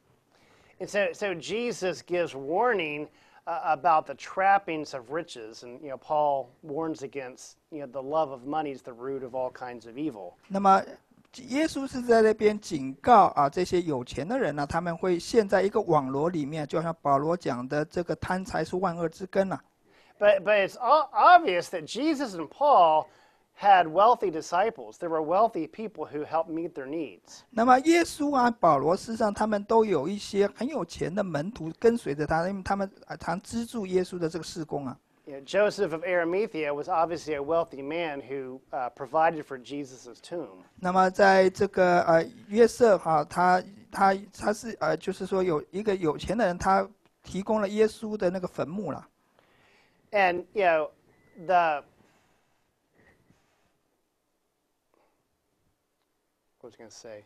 Oh, just that Yeah, it's impossible for any man to be saved apart from the gospel of Jesus Christ. 那如果一个人没有这个耶稣基督的福音的话，这个人是不可能得救的。And so Peter wants to say, we've left our homes to follow you. 那么彼得说，那我们离开我们家，我们跟随你。But what's interesting is, Jesus affirms that sacrifice is necessary in the kingdom, and people will be rewarded. 那么耶稣有讲到就是讲到说在为了这个国度做牺牲是必要的哈。But later on in the book of Acts, it's apparent that Peter has not abandoned his wife. 那么可是呢，你可以发现，在使徒行传的时候，你看见彼得并没有离开他的父母亲他的妻子啊。And you'd be hard pressed to indicate that Peter or any of his disciples abandoned their families for the sake of missions work. 那么我们应该看不见，就是说这个彼得或者是门徒为了这个福音的缘故而抛弃了自己的家人或者妻子的。And if you actually follow the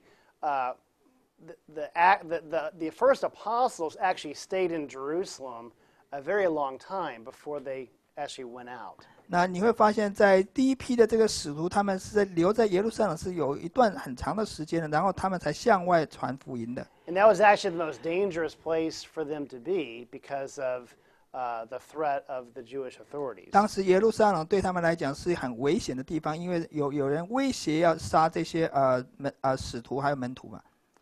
And we're not sure of the status of the Apostle Paul. I told my students today that I think it may be likely that at one time Paul had been married.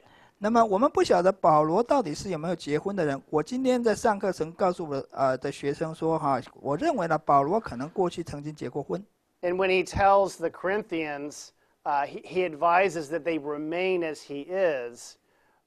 He had chosen not to get married again, assuming his wife had died. 那么在哥林多书信里面，保罗说他希望大家就是其他人能够跟他一样，能够守这个独身。很有可能说保罗的妻子可能去世了，他选择要独身而不再结婚了。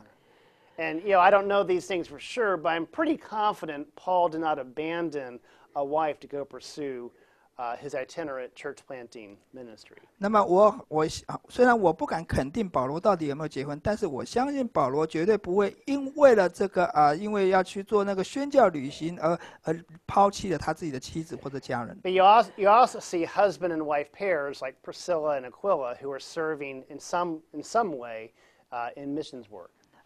还有这个你看见有些丈夫妻子 Priscilla and Aquila 他们两个人在这个宣教的工作里面他们是丈夫妻子一起合作的。So missions work is not necessarily a problem for the married.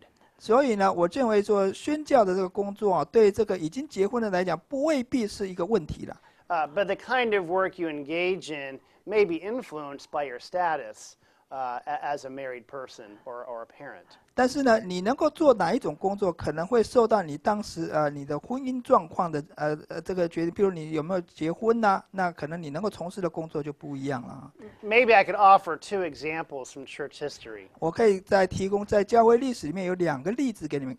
Martin Luther had been a Catholic priest and had made a vow of chastity. 那么马丁路德呢，他以前是修士，那他已经有做一个就是终身不婚的这个誓言哈。And made a pledge to the church not to marry. 他对教会做了一个誓言，说将来不结婚了。But as the Reformation was being launched, he and the other leaders concluded that it was good and right for former priests and ministers and nuns to pursue marriage. 那在宗教改革运动之后呢，他跟马丁路跟其他的教会领袖，他们认为说，这个修士或者是修女，他们是如果结婚了是没有问题，是对的。And the Roman Catholic Church had taken perhaps verses like these and others to make the calling of marriage as inferior to the call of ministry. 那么可能天主教他们就用了这个经节或者是其他经节来告诉他们的信众说婚姻的这个呼召是低于就是做或者说做宣教的这个呼召。And the Protestant reformers helped to restore a more balanced biblical view that marriage and family and other types of callings were perfectly legitimate, not just for the average Christian, but even those called to ordained ministry. 那么这个在宗教改革的这个过程里面，他们经过经文中发现，就是说，其实结婚婚姻这个事情，对一般信徒是正常是应该有的，而且甚至对那些已经被按立的这些神职人员，其实他们也应该要结婚的。And so, as Martin Luther was helping several nuns to find husbands, there was one nun who was determined not to be given to anybody else, but to become his wife. 那么，当马丁路德在帮助一些修女要嫁出去了，结果有一个修女就是什么人都不嫁，唯独马丁路德。And finally, Luther conceded and married Catherine. 那最后的这个路德呢，同意了就让这个修女就嫁给他了。And it was a risky thing because he was a wanted man by the authorities. 当时呢，这个是有一个风险，因为马丁路德他这个是人家要抓他要杀他的人啊。But Martin and Catherine began to develop and really became a really good model for marriage, for family, for the ministry of hospitality, and were able to be very effective in ministry together in marriage. 那么，可是马丁路德跟凯撒琳这两个人，他们就反而建立了一个很好的这个婚姻的典范呢。他们也常常款待外人，所以他们就在这个婚姻里面也做了很好的事工了。But I might contrast Luther with perhaps a less than stellar example from church history. Who's it? John Wesley. OK 另外一个就是我要再做一个对比，就是路德跟那个卫斯理的做一个对比哈。John Wesley was one of the most effective evangelists in church history. 那么约翰卫斯理是这个教会历史里面是一个很有果效的工人哈。He was an effective preacher, evangelist, and organizer that helped launch the Methodist movement across Britain and America. 那么他是一个很有效的工人，而且他很会组织。他当时组织了一个这个他们就是卫理会的这个运动啦，在英国、在美国都有很大的影响力。But at one point, John Wesley, he felt compelled as an example to get married. 那么有一段时间呢，这个卫斯理他认为他好像有一个。觉得说他必须要为了这个树立一个好的这个典范，他要结婚。And it proved to be a very difficult and painful marriage. 但结果他的这个婚姻呢，却是很艰难的一个婚姻的。His wife was not well suited for travel and had a very hard time with his traveling itinerant ministry. 那他的妻子呢，是很不适应那种就是这种流浪布道的这种就是旅行布道的这种生活了。And it probably would have been wiser for John Wesley either not to marry or to marry somebody who was more capable of traveling with him. 所以呢，如果当初呢，约翰卫斯理他如果决定不结婚，或者是去娶一个比较能够适应他这种旅行生活的这个女子可能比较合适，比较明智。So hopefully there's a couple of examples from church history that help us to kind of work these things out. 那希望说这个教会历史的一些例子呢，可以帮助我们来解释这一段经文。Yeah, good question. All about question. OK， 第二个问题就是，因为我们今天的题目是舍己的领袖嘛，那我们这边是神学院，那很多神学生毕业之后面临的就是到教会去，被聘教会做传道人这样，那就会谈到一个大家可能都不太敢谈的问题，就是薪资的问题。对，那有一些人就说教会给多少就给多少，那有一些人就是说要去谈，那不知道我们牧师的看法是什么这样。Okay, since we are in the context of the seminary here, then most of the seminary graduates, they are very concerned about the employment. After they graduate, they will be employed. And of course, when you come to the employment, it will be an issue with salary. Should seminary graduates negotiate salary with the church? What's your view? I do. 啊，又就这个老师就跟教会谈条件了。So I wouldn't advise you to do something that I haven't already done.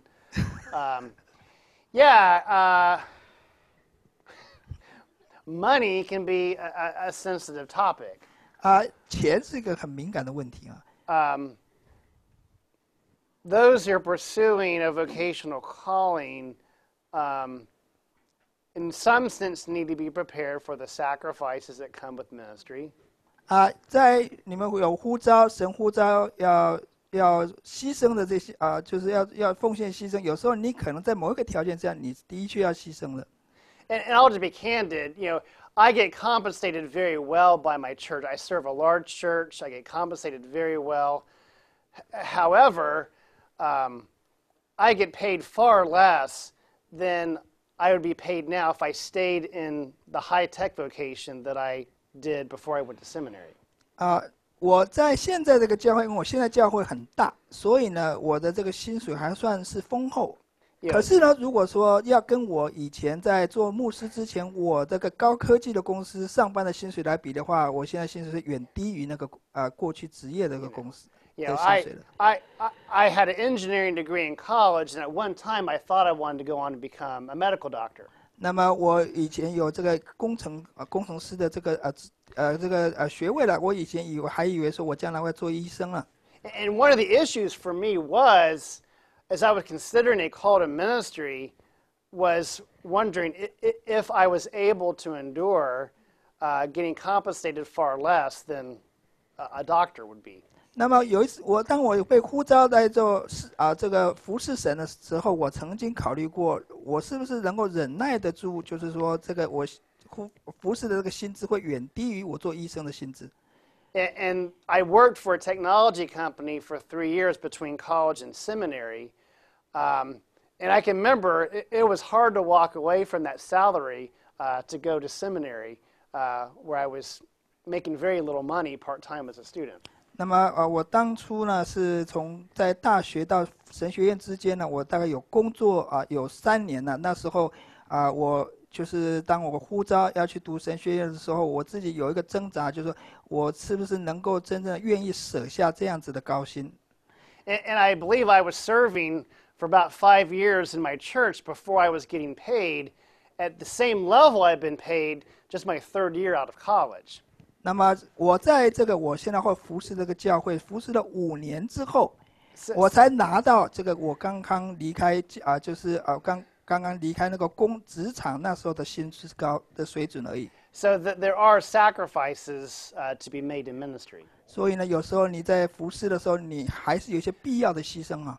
But I would implore churches that you have a responsibility to meet the needs of your ministry workers. 那么我会呼吁教会了，其实你们有一个责任，就是你们事实上你们要满足这些服侍人员的他们的生活的需要的。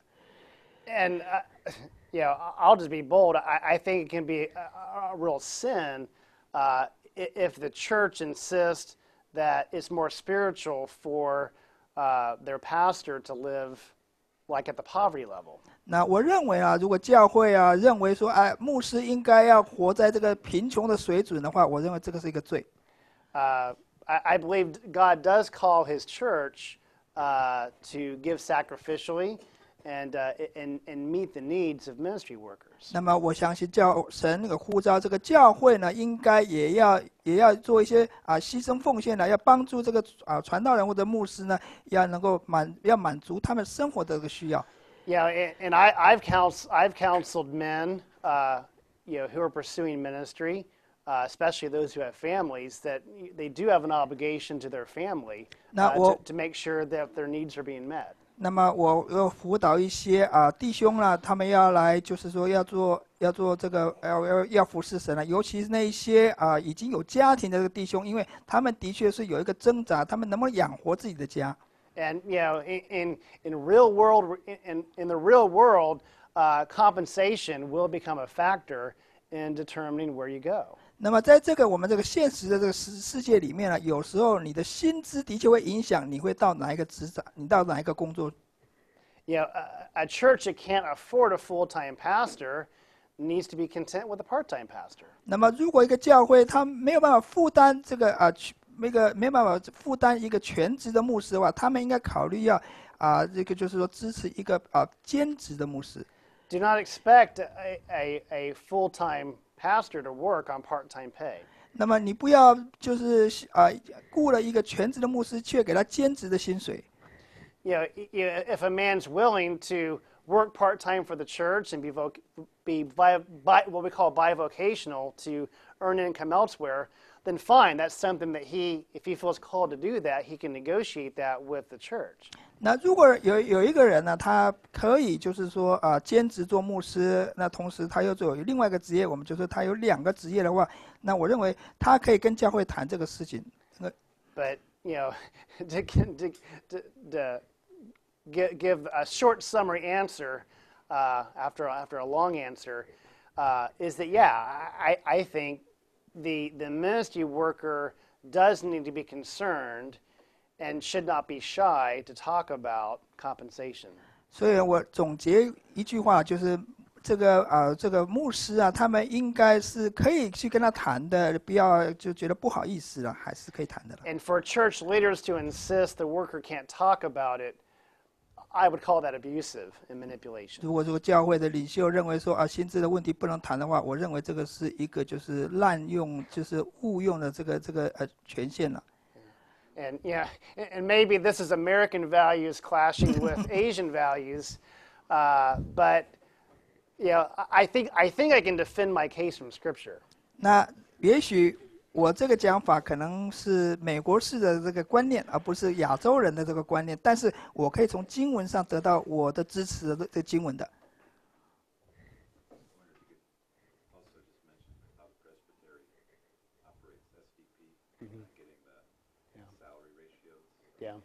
Yeah. So we have a committee in our presbytery that annually reviews the ministry calls and the compensation packages. 那么我们的区会有一个委员会专门研究，就是说这个牧师他们的他们薪资的这个问题啊。And we have set certain standards in our presbytery, things like vacation time, study leave, contribution to a retirement account. 这个我们会有一个标准，就是大概平常的一个薪资，还有他们1年的休假有多少天还有就是what's the last one? Like retirement, like还有这个你的退休金这些等等的。And there was a time when not all of our churches had conformed to those requirements. 那么这个教会呢，多半都会符合这些标准的。But we worked very hard to get all the churches on board with certain basic standards for the proper care of our ministers. 那么我们很努力的区会，很努力的要这所有的教会都要同意这样子的给牧师的这些的薪资的，还有这些这个优惠的哈。Because I can illustrate why this is important and what happens if you don't do this. 我可以举一个例子说明为什么这个很重要。如果你不做的话，会发生什么事？Our denomination has 3,000 members, 300,000 members, and several thousand pastors. 我们的这个宗派大概有30万的会员有几千名的牧师And many of our pastors are now retired or have gone to glory.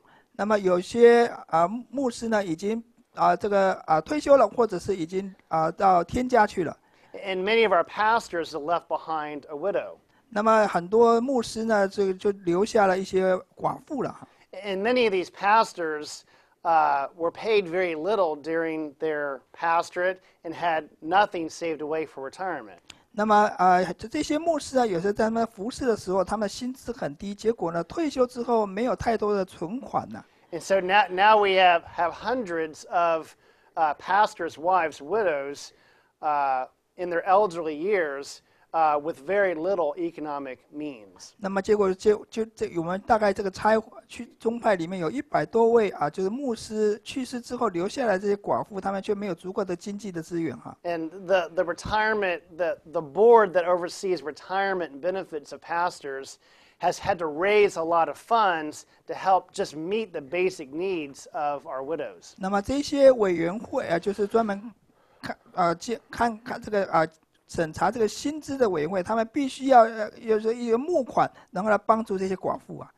So it's been a humble reminder of the need of the church and the presbytery to make sure that the pastors' worldly cares are being properly cared for, and that they can prepare for their elderly years and care for their wives. 所以呢，这个区会实际上应该要去这是提醒我们的区会说，我们实际上应该要考虑这些薪资，让这一些退休的这个牧师将来也有足够的钱，能够去照顾他们自己这个所遗留下来的这些遗孀还是。And the pastor's wives,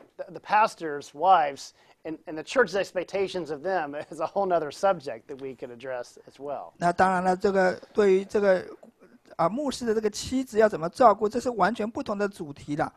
I've challenged men that not only do they need to prepare to talk with the church about financial expectations for themselves, but also what are the expectations for his wife. 那么我会就是鼓励牧师们，你们跟教会去谈，不管是你自己的对你自己的教会对你自己的你对薪资的期望，还有包括你对你将来你的退休之后你的家庭的这个你的妻子的这些的有什么要求。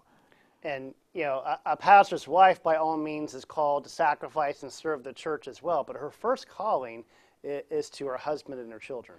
那么虽然这个牧师的妻子也有这个呼召要来服侍教会，可是她第一个的呼召是要来服侍自己的丈夫跟她的子女的。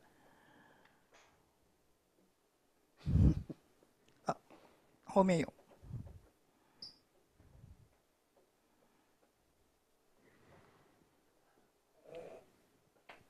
请教牧师一个问题：一般的企业、公司都有一个发展的目标。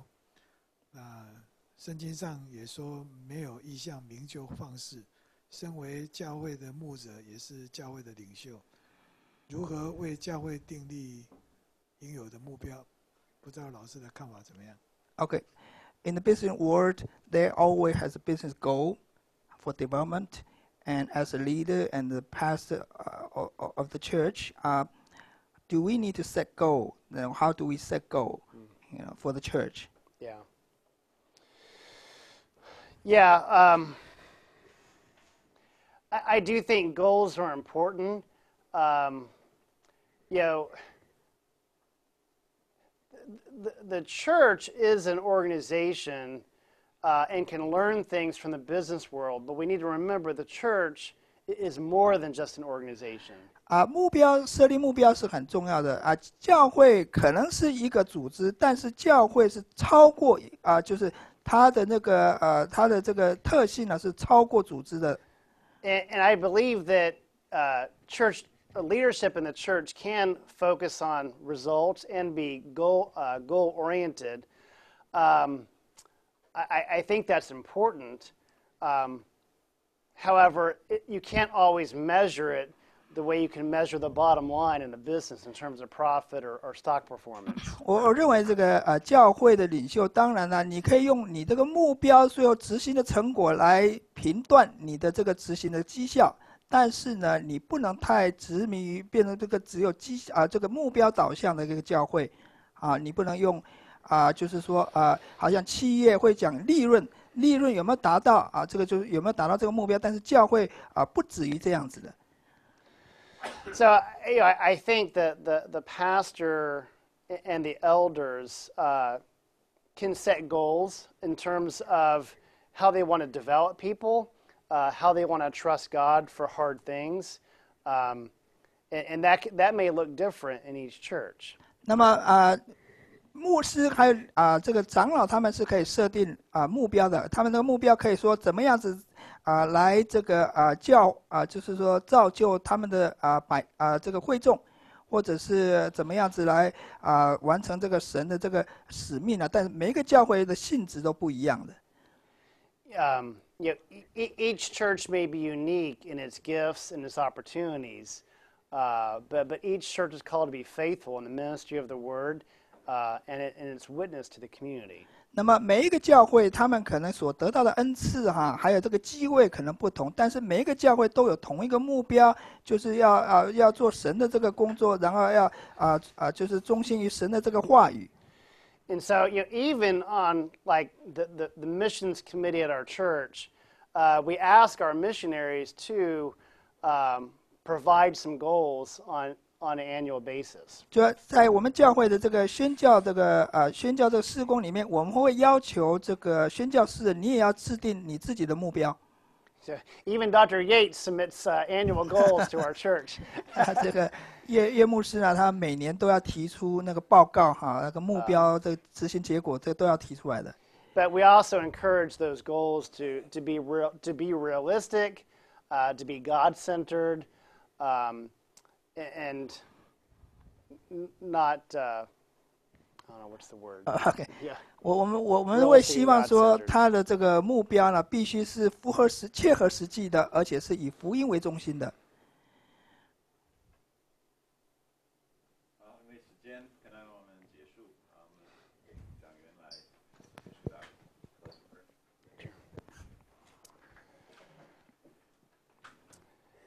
Father, we thank you that you did not spare your son, but freely offered him up for us all. 天父，我们感谢你，你没有你白白的舍了你的孩子，为了我们的这个得救。Lord Jesus, we thank you for taking up the role of a servant and coming to serve us. 我们感谢主，你耶稣基督他取了仆人的样式来服侍我们。You have showed us the way of greatness and glory through sacrifice and service. 主啊，你透过这个服侍，还有这些牺牲，来让我们看见这通到伟大的这个道路。And please give us wisdom and direction on how we can be faithful servants for your glory and your kingdom. 求主你给我们方向，给我们智慧，帮助我们知道如何的成为你这个国度里面的仆人。And we ask this in Jesus' name. 我们奉耶稣的名求，阿们。Amen.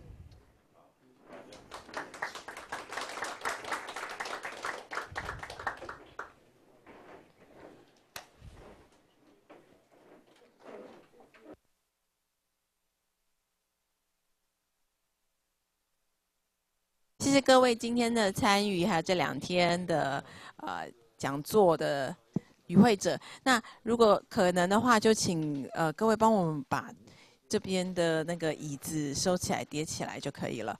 然后外头很冷，提醒各位回家的路上小心。